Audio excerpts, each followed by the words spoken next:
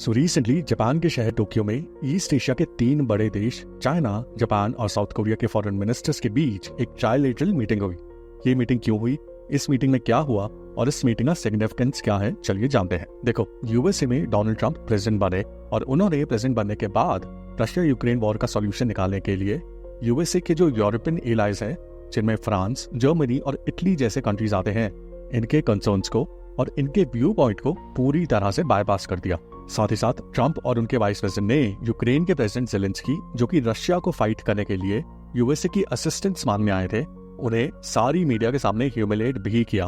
और इस चीज को सभी देशों ने काफी क्लोजली मॉनिटर किया। अब ये तो सभी देशों को पहले से ही पता था कि ट्रंप की लीडरशिप में ट्रेड वॉर तो होनी है और कई देशों को यूएसए प्रेशराइज करेगा टैरिफ्स रिड्यूस करने के लिए, स्पेशली बड़ी इकोनॉमीज को जिनके साथ यूएसए के ट्रेड में लॉसेस काफी ज्यादा है, जैसे कि इंडिया, चाइना और कनाडा। लेकिन यूएसए के एलाइज को, स्पेशली यूरोपियन एलाइज को, जो कि यूएसए के हमेशा से बहुत क्लोज रहे हैं, इनके कंसर्न्स को इग्नोर करने से यूएसए के सभी एलाइज और फ्रेंड्स को, चाहे वो दुनिया में कहीं भी हो, उन्हें एक बहुत स्ट्रॉन्ग मैसेज गया कि ट्रंप की लीडरशिप में यूएसए पर बिल्कुल भी डिपेंड नहीं किया जा सकता। तो जो कंट्रीज यूएस पर काफी ज्यादा डिपेंडेंट है, स्पेशली सिक्योरिटी के लिए, जैसे कि जापान, साउथ कोरिया और ताइवान, इन कंट्रीज में तो जाहिर सी बात है कि काफी टेंशन्स बढ़नी ही थी कि अगर यूएसए अपने यूरोपियन एलाइज की जेन्युइन सिक्योरिटी कंसर्न्स को इस तरह से इग्नोर कर सकता है, तो फिर तो हमारे कंसर्न्स को भी इग्नोर कर सकता है।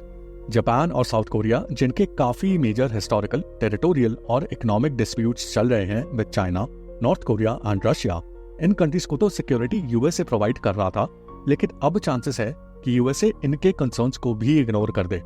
ये जो यूएसए और यूएसए के एलाइज के बीच जो रिलेशनशिप्स में चेंज आ रहा है,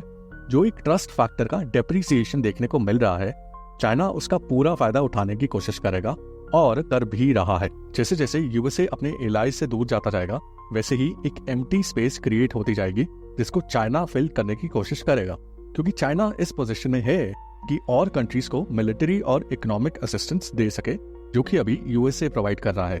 इससे ज्यादा से ज्यादा कंट्रीज चाइना पर डिपेंडेंट होंगे और चाइना का ओवरऑल इन्फ्लुएंस भी बढ़ेगा, जो कि चाइना चाहता है।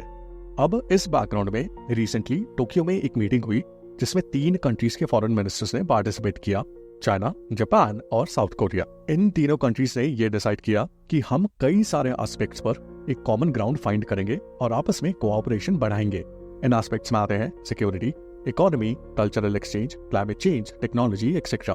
तो ये तीनों कंट्रीज आपस में एक बेटर वे में कई सारे एस्पेक्ट्स पर कोऑपरेट और कोऑर्डिनेट करने के लिए ग्राउंड तैयार कर रहे हैं। और तो और ऐसी रिपोर्ट्स आ रही हैं कि इस साल के एंड तक इन तीनों कंट्रीज के जो लीडर्स हैं, जैसे चाइना के प्रेसिडेंट शी जिनपिंग, जापान के प्राइम मिनिस्टर और साउथ कोरिया के प्रेसिडेंट, इन तीनों के बीच में पॉसिबली एक मीटिंग होगी।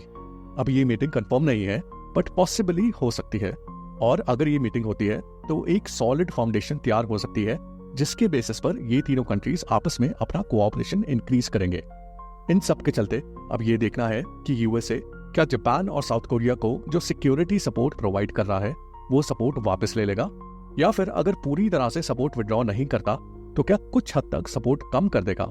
सेकेंडली, ये भी एक इंटरेस्टिंग चीज होगी देखने की कि चाइना किस हद तक इन दोनों कंट्रीज, जापान और साउथ कोरिया के करीब आता है और अपना इन्फ्लुएंस इन दोनों कंट्रीज पर बढ़ाता है। और जहां तक इंडिया की बात है, तो इंडिया को यूएसए से बहुत कॉन्शियसली डील करना पड़ेगा, चाहे वो फाइटर जेट्स खरीदने हो या फिर एनर्जी से रिलेटेड या फिर किसी और फील्ड में कोऑपरेशन हो। इंडिया को यूएसए के साथ एक हेल्दी रिलेशनशिप मेंटेन रखते हुए ये इंश्योर करना पड़ेगा कि इंडिया की डिपेंडेंसी यूएसए पर बहुत ज्यादा ना हो। Follow for more.